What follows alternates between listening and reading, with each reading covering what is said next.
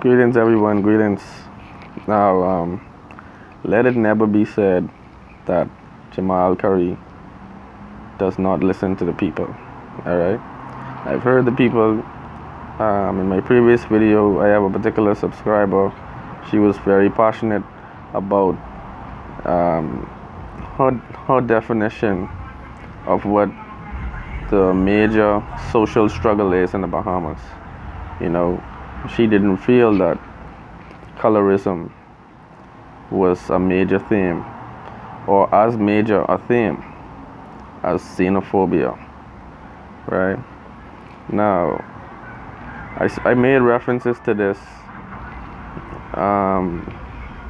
albeit covert references, but I made some references to xenophobia. I didn't really go in depth because I didn't really want to empower that narrative.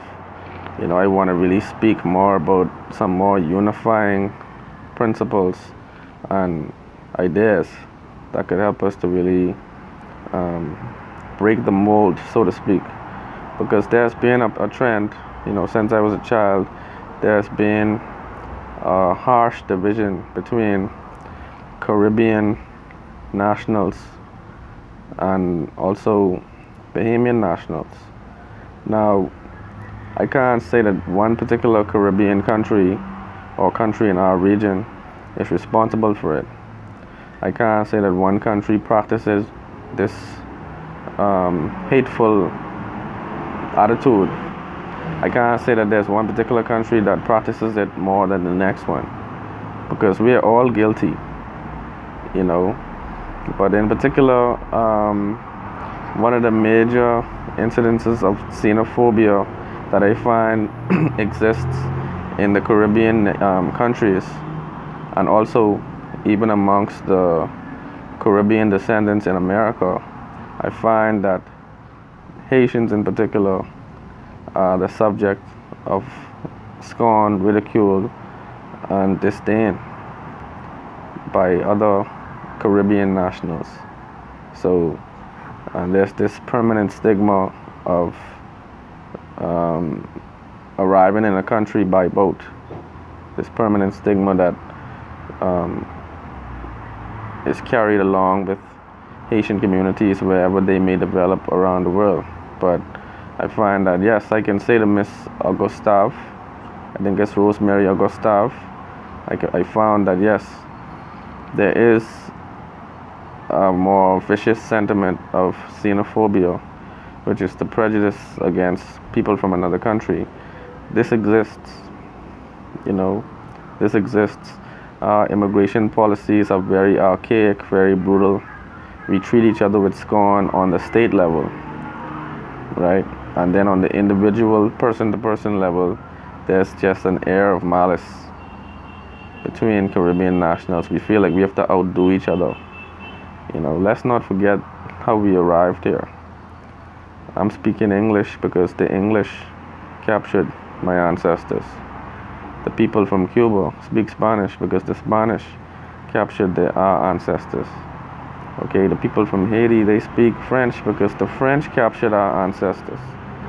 Okay, and so throughout generations of having to listen to their drivel and having their language beaten into our brain, now we speak with their tones. We even eat some of the type of foods that they eat, and we live our lives in some patterns that they probably live their lives, but we were not responsible for having these new nationalities. We forget that actually we were all Africans. And so no matter where we arrived, we're still Africans. These flags, these false identities that I made reference to in another video, these false identities are only ways to further the divide and to make the divide entrenched, to make the divide inescapable. But we need to overcome this idea of nationalist separation that occurs between Caribbean descendants, African descendants in the Caribbean. It exists. It exists. There's tribalism between citizens from our region. I'm not gonna just call out one name and make it seem like, well, it's Jamaica. Jamaica has this issue more than the next country. I'm not gonna call out the Bahamas and say, well, the Bahamas is the only country in which you will find this air of tension, this xenophobic sentiment between Caribbean nationals.